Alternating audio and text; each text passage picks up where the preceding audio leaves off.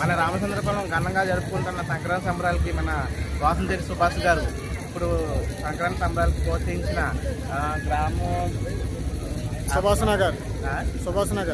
నగరం కాదా సుభాష్ నగరాన్ని సృష్టించమని మన ట్రెడిషనల్ డెకరేషన్కి చెప్పారు. అదే ఆయన అనుకూలంతోనే ఆయన ప్రోత్సాహంతోనే ఈయన కలిసి బల్దులు సెట్టింగ్ వేయడం జరిగింది. అందరూ వచ్చి చాలా మంది వచ్చి దాన్ని ఘనంగా చూసి సెల్ఫీలుగా చూసుకొని ఆనందపడుతున్నారు.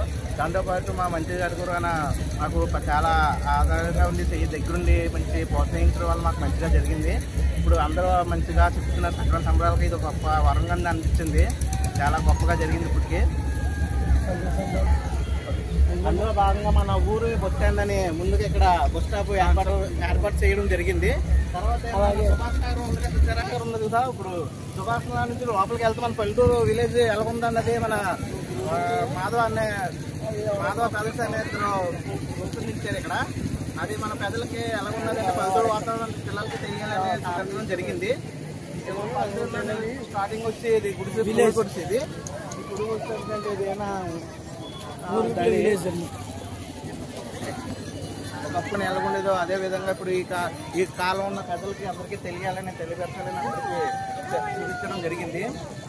అందులో భాగంగా ఇక్కడ ఏర్పాటు చేయడం జరిగింది. నెక్స్ట్ ఇక్కడ నేల భాగం అన్నది ఒకటి పెట్టడం కూడా జరిగింది. ఇది కాలం నొలకతాడు మంచం. ఇది నెక్స్ట్ నా లోపలికి వద్దారు ఒకసారి. ఇది అప్పుడు మన పూర్వీకుల్లోనే మన కొట్టుబాట్లు ఎలా ఉన్నాయని చూపించడం మన ఈ కాలం యువతకి తెలియపరచడం జరిగింది. ఓకే, ఇక్కడ పంట పొలాలు కూడా ఏర్పాట్లు నెక్స్ట్ దాని తర్వాత వచ్చే జనరేషన్ ఇది. అది అయితే ఇంకో తరం ఉంది. అదితో పాటుగా ఇందులో నేను కోడగోళ్ళు గొడుగు నెక్స్ట్ బాగా ఉంటాయి ఏర్పాటు చేయడం జరిగింది. దానితో పాటు ఇందులో ఇప్పుడు పాతకాలంలోని సేద అన్నది ఎవరికి తెలియదు. దీంతో నీరు తోడుకుండేవారు.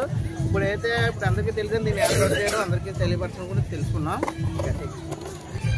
ఇది చూసారండి, ఇది గోడ అన్నది పేడతో అలగడం జరిగింది. ఒకప్పుడు అంటే పెద్దలందరూ నేల కింద పేడ వాడి మట్టితోనే వృద్ధి ముగ్గులు కట్టడం జరిగింది. ఈ తరం అయితే ఎవరో వాడలేదు. అంతా గచ్చులో స్టైల్ చూసిన వల్ల అది తెలియపరచాలని చేసామండి. ఇది ఇప్పుడు నెక్స్ట్ జనరేషన్ వచ్చింది, మూడో జనరేషన్ అండి ఇది. ఇప్పుడు అందుకే జనానికి ఎంతో కొంత తెలియాలని అంటే ఇంటికి మోలండి ఇది. ఎందులో వచ్చిన మన పాతకాల యాడ్ చూసారా, అది పోలీస్ పాత అనేది కూడా మన పెద్దలకి తెలియదండి. చాలా మందికి పిల్లలకి ఆ తెలియపరచాలో పెయింటింగ్ వేయడం జరిగింది. నెక్స్ట్ ఇక్కడ ఏర్పాటు చేయడం జరిగింది. ఇక్కడైనా రోడ్లు మొత్తం కదా మేనిఫెస్టో గట్రా ఏర్పాటు చేయడం జరిగింది. ఇదన్నీ షో గురించి ఈ యాడ్ అన్నది మన ఊళ్ళోకే పిల్లలకి తెలియదు. అది తెలియపరచడం గురించి చేసినారు అది. ఓకే, ఇది సినిమా ఉంది చూసారా, ఇది మన ఈ కాలంలో నుంచి పెయింటింగ్ ఇప్పుడు కాదండి. ఇది చాలా పురాతనంగానికి వస్తాయి పెయింటింగ్ నిర్మా అన్నది. ఫేమస్ అప్పట్లో అందరికీ తెలిసింది. అది ఇప్పుడు చూసి చాలా పెద్దలు ఏమంటుంది అప్పటి నుంచి ఇప్పుడు దాకా ఉందంటే మాకు చాలా గొప్పగా ఆనందంగా అనిపిస్తుందండి. చూడాలని చాలా సంతోషంగా ఉంది. మర్చిపోయినా కూడా మీరు గుర్తు చేసినందుకు మాకు చాలా ఆనందంగా ఉంది అంటున్నారండి. అదే విధంగా గమనించారండి. అక్కడ 2 రకాలుగా గమనించాం. నేల బాగోటి గమనించాం, నిజోటి గమనించాం. ఈ తరానికి పైపోటు వేసి వెంటలేని పైపోటు వేసాం. గార్డెన్ ఇది. దానిని నిల్వ పెట్టుకోవడానికి గార్డెన్ అనేవారండి. ఇందులో దాన్ని నిల్వ వేసుకుని దాచుకునేవారండి అప్పట్లో. గమనించారండి చెప్పు. ఇప్పుడు గమనించారండి కూడా మన ఇప్పుడు పూర్వకాలం రచ్చబండ అనేది ఉండేదండి. ఇప్పుడు ఏంటంటే కోర్టులో న్యాయవాదులు అనేవి ఉండేది. అప్పట్లో అటువంటి ఏం లేవు ఉండేది. రచ్చబండ అంటే ఇక్కడ పెద్దలు ఏ తప్పు జరిగినా అక్కడ తీర్చుకోవడానికి ఒక నిర్ణయించుకున్న ప్లేస్ అండి ఇది. ఇది రచ్చబండ అనేవి ఉంటుంది. చెట్టు కింద ఉండేలాగా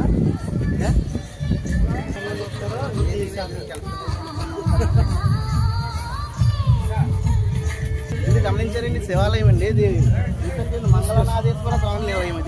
ఇది వచ్చి ఇది తమిళనాడులో ఉందండి. మన ఊర్లో ఉన్న జనానికి ఎంతమంది కంటే గ్రీన్ కలర్ లో ఉంది అని అడుగుతారండి. కానీ అది బరకత్మని దాని పేరు. ఇక్కడికి వచ్చి చుట్టుపక్కల ఎక్కడ లేదు, తమిళనాడులో ఉందండి. అంటే మన రామచంద్ర ప్రజలందరికీ తెలియపరచాలని, దాని గొప్పదని చూసుకోవాలని అది ఇక్కడ నిజంగానే ఏర్పాటు చేయడం జరిగింది. చూసారండి లోపలికి.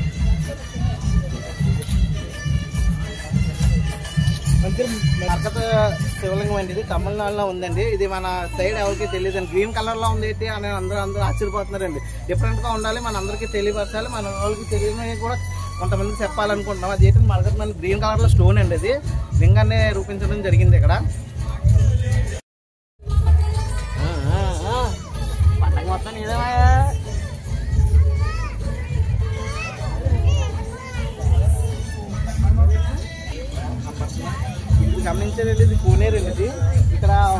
సాఫ్ట్వేర్ దగ్గరలో కోనేరు ఎలాగా ఉంటుందో అదే టైపుగా ఇక్కడ నిర్మించడం జరిగింది. అది కూడా ఈ సైన్ ప్లేస్ లో నిర్మించండి. దీనికి ఆనుకొని కూడా పంట పొలాలు ఉన్నాయండి. ఇక్కడ ఆ పంట పొలాలు ఆనుకొని దానికి నీరు వచ్చే విధానం అయితే పంపు సెట్ ఒకటి ఏర్పాటు చేసామండి. ఇక్కడ పంపు సెట్ కూడా పెడుతుందండి. ఒకసారి పంట పొలాలకి పండించడానికి వాటర్ అప్పట్లోని ఎలా పంపు సెట్ వాడుకొని ఈ వాటర్ పంపించేవారు. దాని పక్కన చిన్న పార్క్ కూడా ఏర్పాటు చేశారు పిల్లలు ఆడుకోవడానికి. ఆ పార్క్ అది పొలం కింద ఉంటుంది చేశారు. పార్క్ లో వాడుకుంటున్నారు. ఇక్కడ ఇక్కడ తోటలు ఉన్నాయి చూసారా, ఇది ఒక అడవి కింద చేశారు. ఇక్కడ పంట పొలాలు ఏర్పాటు చేయడం కూడా జరిగింది. ఇక్కడ దీని భూమిశాల కూడా నిర్మించడం జరిగింది. దీంతో ఇదే పంట పొలాలు ఈ సైడ్ వినాయకుడి గుడి పెట్టడం మొదలైంది.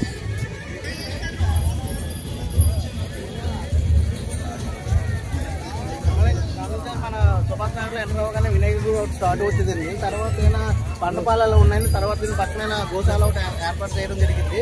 అలాగే ఇది స్టార్ట్ అయినట్లు దేవుని దర్శించుకొని విలేజ్ ని సందర్శించడానికి ప్రజలందరూ అనుకునేలాగా ఏర్పాటు చేయడం జరిగింది.